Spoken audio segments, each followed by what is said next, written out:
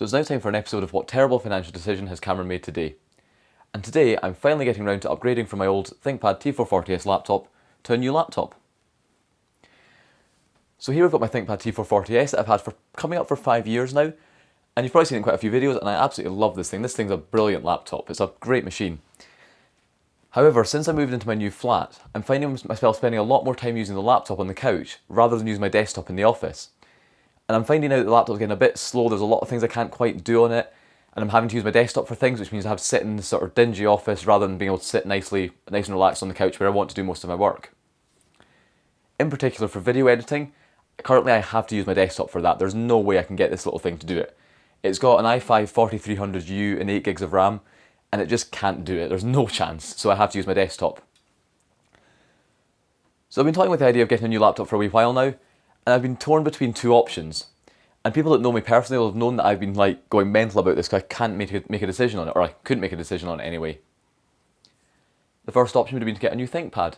So for that I would have been getting a T480S and getting probably the 1440p screen, probably still 8 gigs of RAM and a 256 gig NVMe drive. And it was going to be a nice machine. But the other option that was always niggling in the back of my mind was to get a MacBook Pro. Because I've used one previously. I had a MacBook Pro from start of 2012, and I used that for a wee while and I really liked it. So I've been torn between the two options and I couldn't decide. However, finally, after a lot of deliberating, I finally made a terrible financial decision, went out today and picked up a MacBook Pro. So we'll go in and take a look at what I've bought and how much I paid for it, because I didn't buy this new, and then we'll take a look at it, see what I can do, and I'll give my impressions. But the reason I went for this was just from what I want to do with it. I'm not really an Apple fanboy. I don't have really any brand loyalty to any major platform. I mean, for PC laptops, I will always go ThinkPad. That's, a given. And OS-wise, I prefer Unix-like operating systems, so I'd much rather use Linux or Mac OS instead of, say, Windows. But I don't really have a huge bias towards any platform. However, what I find is I really like OS X. I have a lot of complaints about Apple's hardware, so we'll see how I get on with this thing. But I just really like OS X. I find it just works really well. And the way I describe it to people is it's a Unix operating system, but it works properly. I'm not going to turn my machine on and find the sound isn't working because Pulse Audio has decided to change something and knock my sound out, where I then have to spend hours going through config files to get my sound back. With the Mac, I shouldn't have that sort of problem. With the Mac, I'll also get a lot of powerful software I can use. So for video editing, I used Blackmagic DaVinci Resolve, which works under Linux, so that will still work on OS X. However, I'll get the added benefit of having better things like better photo editing software, and a large one will be Microsoft Office, which I don't have under Linux, and it's a nightmare trying to use LibreOffice. And things like my work email works much better through Outlook, and I can't get Outlook on Linux. So being able to have a Mac that I can just run Microsoft Office on is also going to be really useful. However, I felt that going to get a Mac would mean that I would have to use OS X full time effectively. I didn't want to get a MacBook Pro, use it as a laptop, and then still rely on my desktop for powerful stuff. So that meant I had to get a powerful enough MacBook Pro that could effectively do most of my work. I'm happy to still use my desktop for the occasional thing where I require a huge amount of power, but whatever laptop I bought would have to be able to do all my general day-to-day work, including video editing. So that's why I went for this one. So the machine I ended up going for was a late 2016 15-inch touch bar model. I wanted to have the newer model just for the new style. Yeah, sure, the keyboard's got all the issues and you don't have any ports on it, but I just quite like the style and I wanted to go for something that was relatively modern. In particular, I wanted to have the Thunderbolt 3 USB-C ports. Sure, it's a nightmare connecting anything to it, and I'll probably have a lot of problems, and I'll probably moan about that. But just the ability of having, say, 4 PCI Express ports on the side of the machine really appeals just from a pure playing with it and seeing what I can connect perspective. And even though the touch bar possibly is a bit of a gimmick, it's just kind of cool. I quite like it. So for my particular workload, I need to have a fairly powerful machine. I would need at least a quad-core processor and at least 16 gigs of RAM. This basically ruled out me getting one of the cheaper new ones, so the non-touch bar 13-inch versions. So at minimum nowadays, if I was looking at new ones, I'd have to be looking at probably a minimum of a 13-inch touch bar model with the quad-core i5 and with 16 gigs of RAM. I knew that was going to come to about £1,900 to £1,950. It was just going to be a bit too much money for me really wanting to spend. And having the 15-inch screen would also be quite nice, and that was bringing it well over £2,300. There was no way I wanted to spend that much on it. So I looked around at used ones, which I tend to do a lot. I tend to buy a lot of my stuff used because I find it works out so much better value. So I looked on eBay, and then I discovered how sort of seedy and dodgy the world of buying Macs on eBay seems to be. I've bought a lot of enterprise hardware on eBay, lots of ThinkPads, Dell Latitude, servers, stuff like that. And the companies that sell them seem to be completely reputable, selling completely legitimate products, and they all seem really good. However, when it comes to Macs, it seems a lot worse. There's a lot of individual sellers, which isn't really a problem. I mean, people want to sell their own machines. But I didn't really feel I have any assurance through that. And then the professional companies selling them didn't seem remotely trustworthy half the time. I even found one that operated out of a self-storage locker that only wanted cash on collection. Like, I'm not going to do that. So because of all that, eBay was getting a bit tricky. I was finding a few sellers of individual people selling their own machines that looked quite good. But with that, there was no sort of guarantee, and you're buying it from an individual, so, if there's a problem with it, what can I really do beyond like claiming through PayPal or whatever? So today I was walking in the street and walked past CEX, which is a UK store for buying and selling used electronics and games effectively. I've never really paid much attention to them. I've looked in the window a few times, but I've never really had anything that massively appeals to me. And I've always sort of felt that the prices are basically not a bit more than eBay sometimes, and quite often I'll get better service on eBay, so I've never really bothered. But I was walking in the street and saw this in the window, which has a price tag of £1,335 on it, which actually seemed like a really good deal. I hadn't seen any on eBay anywhere close to that when you're looking at the buy it now ones, and the auctions were often ending for way more than that. And then what really sold it for me is the fact that they advertise a 24-month warranty on it. Now, of course, it's a warranty through a retailer, and CEX isn't known for being particularly good for customer service, so I'm not hugely putting a huge amount of weight on that, but it's way better than I'd get from eBay. All the businesses I was seeing on eBay were offering at most a 30-day warranty, which is pretty much useless. And the individual sellers, you're not really going to get anything. And you maybe had some with a bit of Apple Care remaining, but most of the ones I was looking at in my price range, they'd had like a month of Apple Care left. It wasn't enough. And when I'm spending this much money on a machine that I have no ability to repair myself, I wanted to have some sort of assurance that I'd get at least a while out of it. So having a 24-month warranty is pretty good. So before I bought it, I spoke to the guy in the shop about the warranty terms just to make sure there was no dodgy catches, and it seemed reasonably fair. What he said was within 30 days, if it fails, I can just take it back and get a full refund. Out with 30 days, but within the 24 months, if it fails, they'll try and repair it, and then they'll get the machine repaired, or they'll replace it for one that's equivalent. If they can't repair or replace it, within 6 months they'll refund the full purchase price, and after 6 months they'll refund what they call the current value, which I'd like to think is effectively the price that they would sell a new one for. So hopefully if it does fail, after 6 months down the line, I'd be able to get a reasonable amount of money back for it and then use that money to buy another one used. So it seemed reasonably fair and definitely a lot better than what I would get from someone on eBay. So now let's take a look at the machine. I've actually sort of saved it to sort of fully look at it on camera because I didn't really want to spoil it effectively. Don't know why.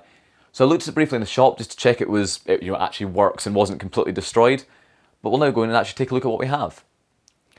So it was listed as B grade condition, but from what I can tell, it actually looks really good. There's basically no damage on it. The only thing I can see, there's like some very light scratches on the Apple logo, which they're the sort of scratches you get on any sort of plastic that remotely gets touched by someone, so they're barely visible. And then the only other damage I've really seen is there's like a little ding on the corner there. There's barely anything. So yeah, it's actually really good condition. They claimed it was B grade, but I'm guessing that was more just because it didn't come with a box, because it's pretty much as new condition really. So we can open it up and see what we get inside, but as you can see, it's still incredibly good condition. There's still stickers all over it, I'll need to get off. Hopefully these come off cleanly. Oh, it's turned itself on. Is that a thing these do? They just turn themselves on when they open them? That's kind of cool, I suppose. So that's booting up. But yeah, it actually looks really good neck. I'm really happy with it. So we'll take a look at running in a second, but what I also got with it was a charger. So I didn't get any other accessories, but I did get the original charger. So here it is here. It's, what wattage is that? Failing to actually see where the wattage is. It's an 87 watt power adapter, USB-C, and it came with a USB-C cable. I didn't get the extended cable for this, so it's only got like the travel plug. I don't know if they include it now, but they definitely used to. Like when I bought my previous MacBook Pro, they included a cable that you could connect onto this and have another sort of couple of meters of mains flex to the socket. They didn't include that with this. However, I've actually got the one for my old MacBook Pro that I presume will fit this, so I can probably just use that instead. So that's power brick there. But now here is the machine running, so we can try it out. Oh, so there's a password on it. Okay, that's not gone well. They've also set a password in the shop because OS X enforces a password. that a password hint? Default CEX. The password's CEX then? No. Okay. Oh, like password. No, 1, 2, 1, 2, 3, 4. Ah, okay, that's incredibly inconvenient. There is a password on it I don't know. Obviously, I'm going to restore the machine. I don't trust this OS install at all. I will want to do a full restore on it. However, it'd be quite nice just to get in just to see the specs. Oh well, I'll go away and see if I can guess a password, and then we'll come back. Okay, so I've done a bit of Googling and found that CEX have posted the password on their Twitter. So it's password at 123. Yep, that's it. So yeah, if you ever buy a laptop from CEX, that's probably the password. So we're in. So I'm going to do a full restore of this, so I'll do a full reinstall. But what we'll do is we'll quickly go in and take a look at the specs of what I've got. So we'll look at the specs now, and my first impressions are that this screen is amazing. It's just really bright. I've seen them in the shops before when I've played with them, so it's not mind-blowingly surprising, but it is really nice. So we'll take a look at the specs. So about this Mac. As we can see here, it's a 15-inch 2016 model. It's got a 2.7 GHz i7, so it's actually not the base. I think that's the slightly higher end one that they offered. 16 gigs of DDR3 memory. An Intel HD Graphics 530, although it does have a Radeon card as well, so I'm guessing that that'll show up somewhere else. We can also go into displays, where we can see we've got the 2880 by 1800 screen, so obviously it's a Retina display, so you'll scale that. Storage, we've got the 500 gig SSD, so that's NVMe storage, so that'll be blazing fast, and I'll go and do a benchmark of it later. So we're now in the more advanced system information screen, so we can see a bit more about what it has. So we look over here, we want to see the graphics and displays, where we can see we've still got that Intel HD Graphics 530. However, we've also got the dedicated GPU, which is an AMD Radeon Pro 455. Don't really know how that performs. It's obviously not going to be insane, it's not a gaming graphics card or anything like that, but it should be quite good, in particular for my video editing software. It does use GPU acceleration for certain tasks, so that'll be quite nice for it. Lots of other stuff here, so memory, you can see it's effectively got 2 sticks of RAM even though they're soldered, so yeah, I can't do anything with that, but 16 gigs is good. I did need 16 gigs.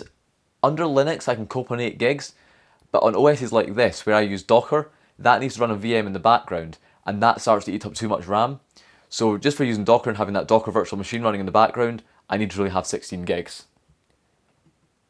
NVMe, yep, you can see there we have the Apple SSD, so that's the NVMe drive, which we'll need to do a benchmark of later. So that'll be quite fun to see how that performs. Loads of more stuff that we don't really need to see. Yeah, Thunderbolt, USB 3, all that sort of stuff. USB 3.1, didn't think about that, but yep, it'll have USB 3.1 on those Type-C ports. So yeah, that's the specs. What I'm also interested to see is what processor it actually has, the actual model. So we should be able to get that through terminal, because Apple do hide it, but you can get it out of this because it's just Unix. So CTL-A grep Intel. There we go, so there we have the CPU model. So it's an Intel Core i7 6820HQ. So that's a pretty nice Skylake chip, so it's a quad-core Skylake chip, 8 threads, should be quite powerful. So it's not like an old ultra-low voltage processor like my old laptop had, it's a full voltage mobile chip, so it should be pretty powerful. So there we go, that's the spec of it there. So what I'm now going to do is do a full system restore using the network restore functionality that this should have. And then I'll come back a bit later after using it a wee while and come back with my thoughts. I'm sure I'm going to have very interesting thoughts, be a lot of positives around how it performs and what I can do with it, but probably a lot of negatives around actually being able to plug things into it. Like I'm just thinking at the moment, like, oh, I could plug a mouse in, no I can't. Oh, I could plug a monitor in, no I can't. So I've gone on Amazon and bought a bunch of adapters, so hopefully they should arrive tomorrow. So hopefully that'll make life slightly easier. But yeah, it'll be very interesting to see how I get on with this thing. So now time to do a system restore and see how we get on with the machine. So now for people that haven't seen this before, I'll just quickly show the network restore function because it's actually a really cool feature of these machines. Especially one like this where I can't actually plug anything into it, such as a flash drive, because I've not got a USB-C one. And I want to restore the OS. But they've actually got a built-in network restore function that allows it to boot from the network, download the OS from Apple, and install it directly onto the machine without me having to plug any external media in. So what we need to do is we need to restart it there. Hit restart. And then hold down Command, Option and R, which should then make it boot up into network restore mode. Somewhat disappointed that I should remove the Apple chime from this. I used to quite like that, but oh well. Yep, so it's now asking me to connect to my Wi-Fi, so I can just do that now. So that's it now booting up from the network. So just need to wait a wee while and it'll open up the OS X installer. So I'm now booted up into the macOS installer, which booted up from the network, which is pretty cool. I really like that feature. So I'm going to try and first of all clear the disk out, just erase the existing partition. So Macintosh HD, erase. That's going to wipe that out. And now we can go ahead and install the OS. So we close out that and reinstall macOS. Continue.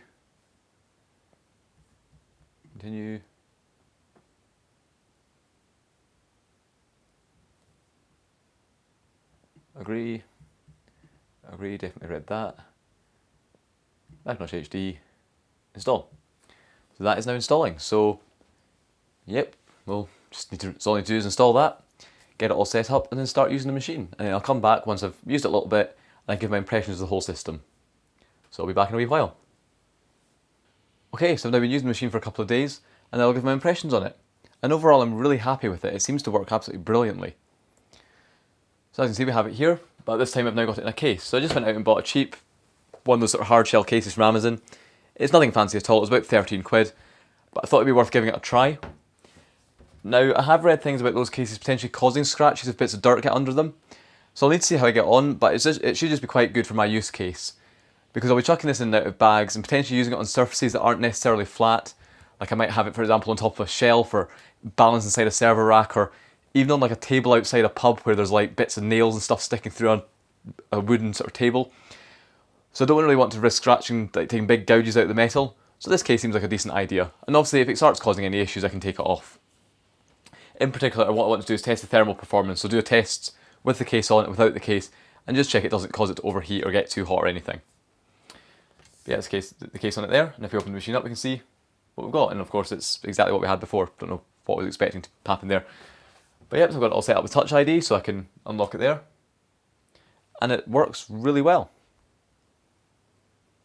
So since the last video, I did that system restore, and I restored it back to a completely clean High Sierra install, which is set up with all my apps. So I've installed Microsoft Office, various software development applications, Chrome, terminal emulators, done stuff like that.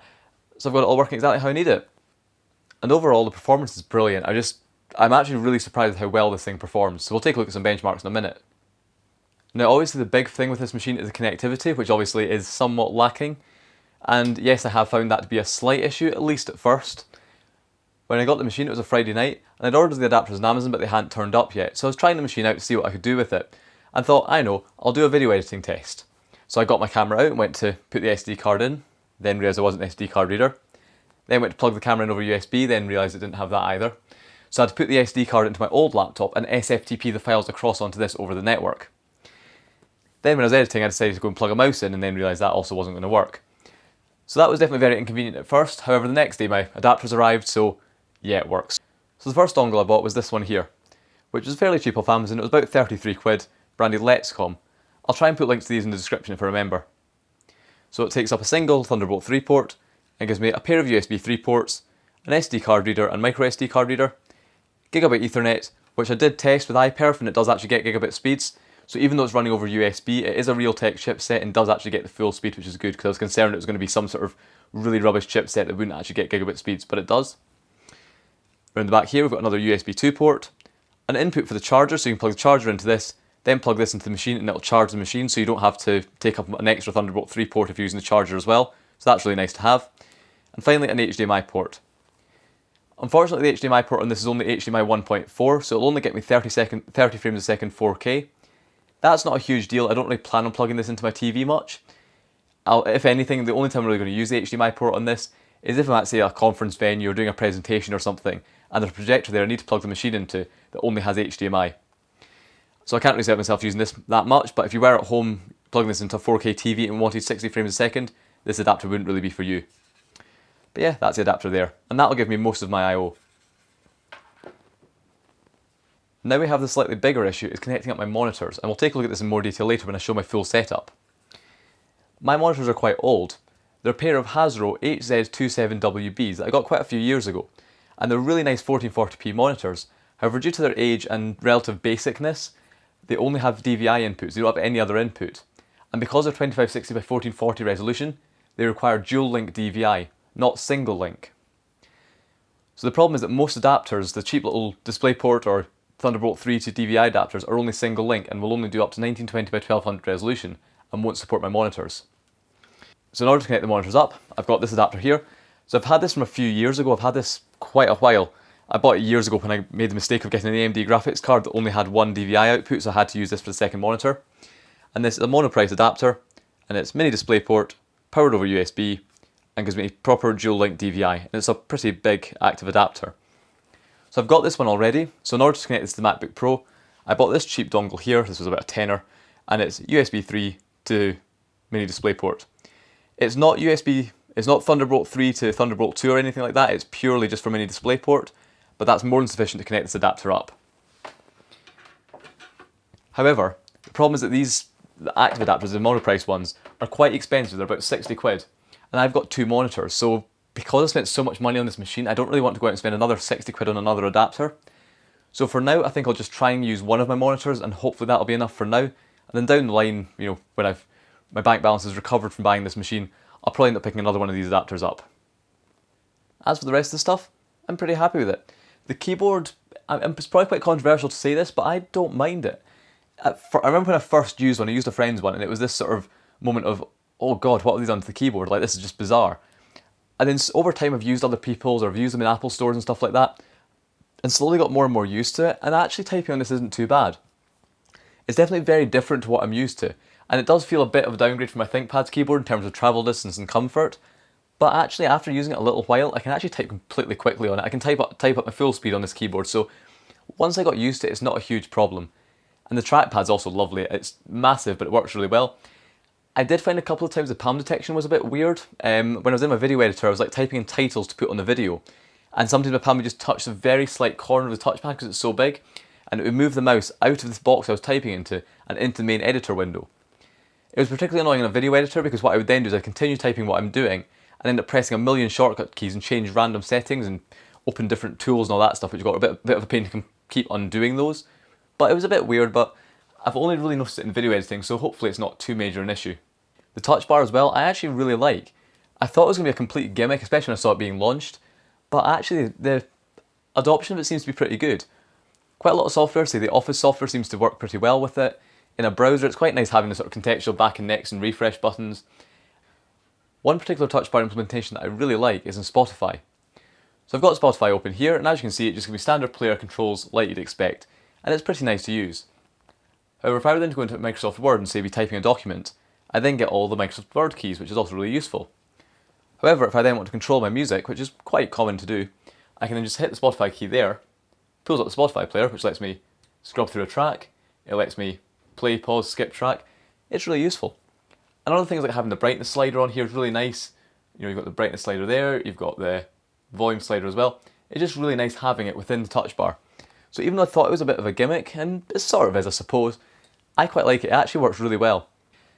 Now, as for the sort of meme about it not having an escape key, I've not found it to be too bad, to be honest. I was a bit nervous, but it seems okay. Because the machine doesn't have a hardware escape key, software tends not to really require it. However, I was doing some terminal stuff where I was using stuff like Vim where escape is generally used, and to be honest, it wasn't bad. I was using it like normal, went to press escape, hit the touch bar key pretty much instinctively, didn't even really think about it. The only thing I noticed was when I went to press escape and there wasn't really any haptic feedback, but I mean, it wasn't a problem, it just felt fairly natural, so not too worried about that at all. The only sort of other minor gripe I had with the hardware is just the charger, and it seems completely trivial, but it's just the fact that on it, they've removed the little clips that you used to have. So if we look at this old charger here, this is an ancient one from a iBook G3 with that connector there.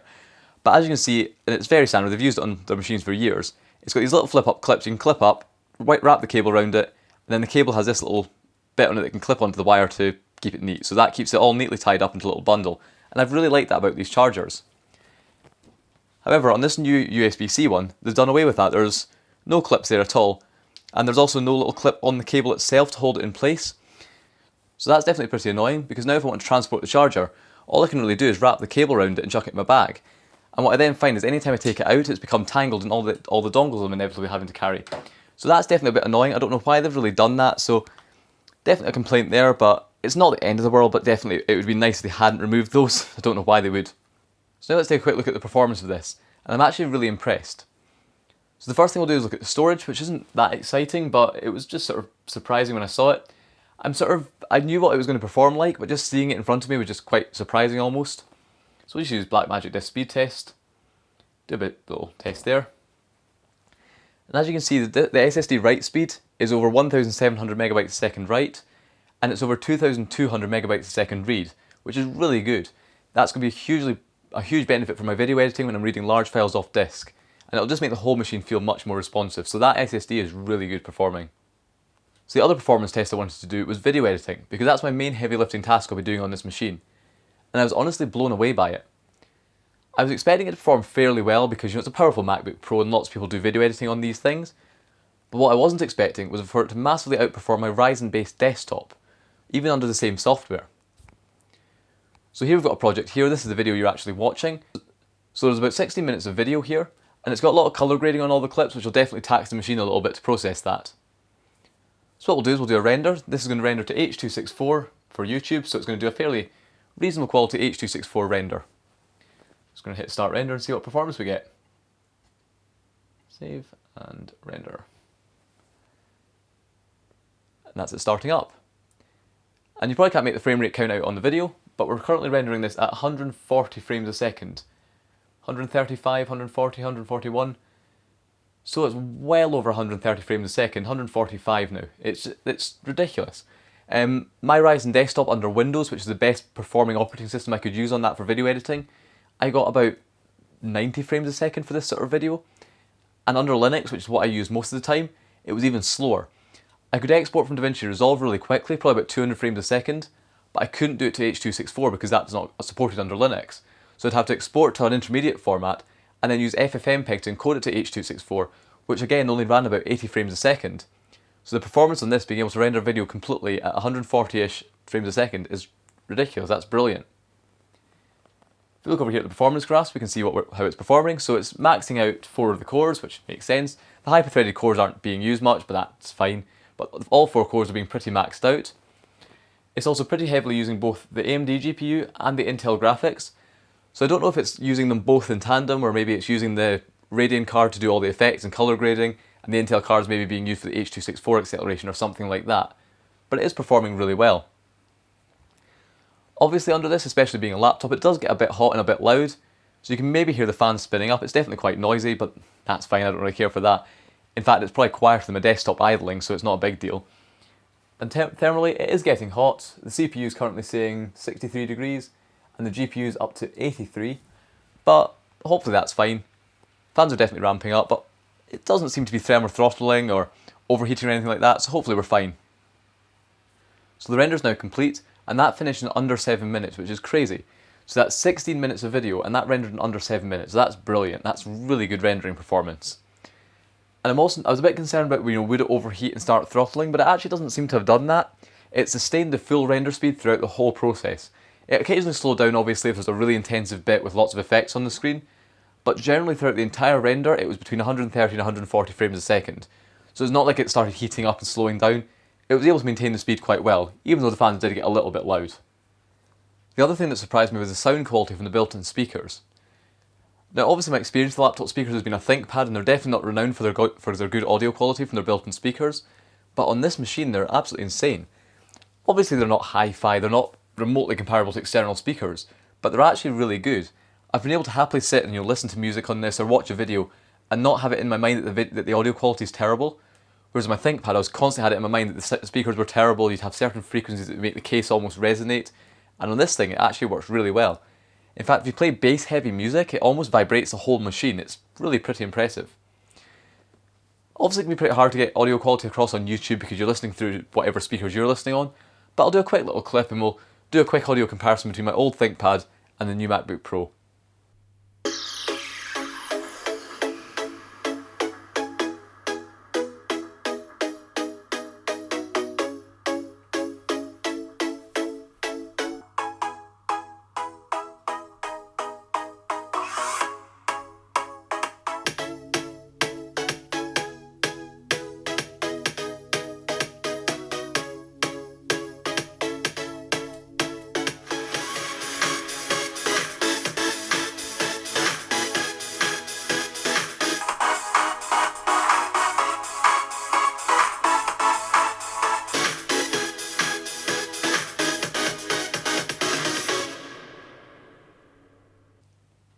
So as you can hopefully tell, the audio quality from the built-in speakers in this is great.